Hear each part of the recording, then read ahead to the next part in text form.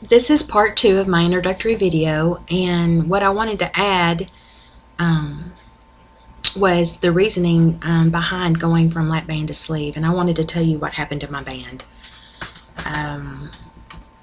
I don't want to offend anybody. If you have a lap band and you are doing well, then more power to you. Specifically, I wanted to talk to people who are like me, who had a band placed before 2006. During the initial workup for VSG, I sought the opinion of 2 different surgeons, and actually decided to go with the second surgeon because he's more qualified, has better education credentials, and has done more of these surgeries. But what I wanted to say, that's neither here nor there. What I wanted to say was that both surgeons, independent of each other, told me that patients who have had a lap band placed before 2006, that those bands tended to be ineffective, and that they were designed poorly, that they did not work well, and patients who received those bands overwhelmingly had an ineffective weight loss. And I think I knew that because I had quote-unquote felt like I failed at my weight loss surgery when I knew that I wasn't cheating my band. And I'd sought numerous fills during those first 3 years. I think I had 7 to 10 fills at $350 a whack under fluoroscopy. I had my lap band placed in Tijuana, Mexico at the Obesity Control Center under Dr. Ariel Ortiz, who is an excellent surgeon. I don't think that it was fault of the surgeon or that I had surgery in Mexico. I don't even think that it was the lack of follow-up afterwards, because I found a place, locally where I could go and get my fills, but it was just that after surgery I had an initial weight loss of 20 pounds, and that was it. My highest weight was 238. On the day of surgery, I was 215, and then I lost an additional 20 pounds after surgery, and then slowly gained it back. Now, I guess, I could say it's not a total failure, because in nearly a decade, I've not weighed over 220. So I've never been up to into the 230s again or higher. But I expected a 60-pound weight loss, and it didn't happen. And I was doing everything I was supposed to do. I wasn't drinking while I was eating. I got my fluids in separately. And the major thing about it was that I couldn't eat protein. And for a diabetic, not eating protein is a big deal, because not eating protein meant I was eating more carbohydrates. And carbohydrates does not go with diabetes. So when the doctor first told me, the first surgeon I consulted told me that the lap band was ineffective in patients who had had surgery prior to those dates, I felt like a weight was lifted off my shoulders. I can't tell you, I almost cried, actually, because I didn't realize, I guess really didn't even realize how much guilt that I was carrying around. So I want to say to you again that if you have had a lap band and you're not having the weight loss that you have expected, and you're not cheating your band, to please get it checked out, because it may not be your fault. There could be something wrong with your band.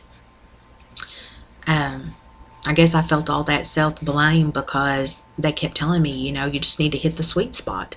And the sweet spot was the point at which you had a fill that restricted your band enough that you could eat but not overeat. I never achieved it. It was either feast or famine. It was either too tight or too loose. And during the pre-surgical workup, I had an barium swallow, and the radiologist stopped the study while I was still standing up and drinking the first sips of barium, because the barium was hitting the band and rebounding up my esophagus, and showed a very small trickle through. And she said, "I cannot believe you're this tight." She said, "When was the last time you had a fill?" Well, it had been 6 years since I had a fill. And she made me stop, wait 10 minutes, and then checked again to see if any of the fluid was going through. It wasn't, just a small trickle. She said, "I can't believe you've lived like this for 6 years. Not being able to eat adequately, drink adequately." And she said, "Your body's starving." and she called the surgeon to see if he would come by the radiology suite before he left, but he had already left the hospital after making rounds and gone back to his practice. So I saw him the next day, and he did an unfill immediately. And even with the unfill, there's still restriction because there's still a band there, and the band has its own tightness.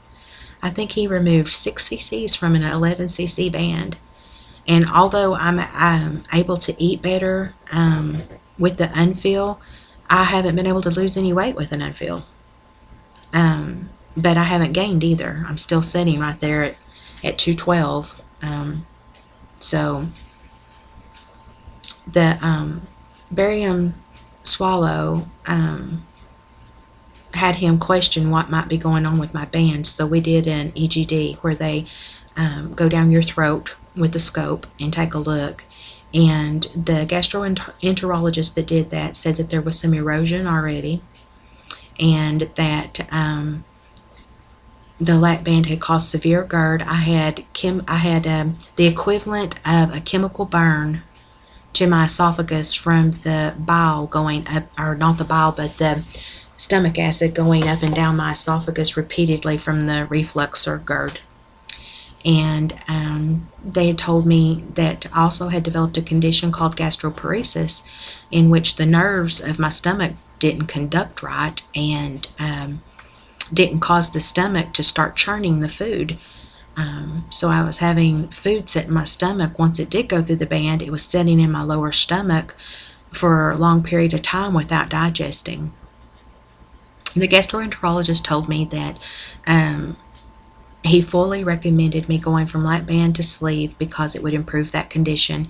He said once that lap band is snipped out of there and you don't have that immediate restriction, he said your esophagus will heal. He said, and then you'll be able to learn what you can and can't eat because that you'll have consistent restriction from your sleeve. And he said with the smaller stomach, the nerve conductivity would improve.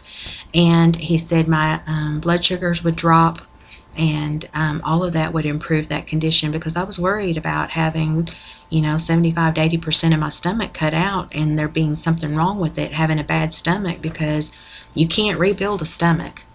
And I quizzed all my doctors about it, both surgeons, the gastroenterologist, my general practitioner, everybody, and they said no, don't worry about it, it will resolve itself. So I'm trusting that that's the case, because I haven't heard of anybody else having a sleeve with gastroparesis.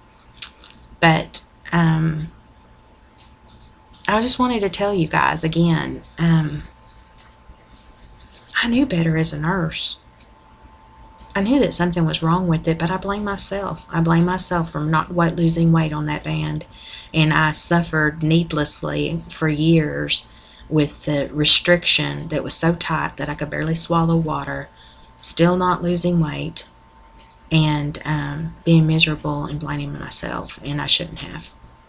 So that's what I wanted to talk about, was why the lap band failed, and why I wanted to go to, I explained why I wanted to go to a sleeve gastrectomy because of my health in the previous video. And so that's kind of where we are.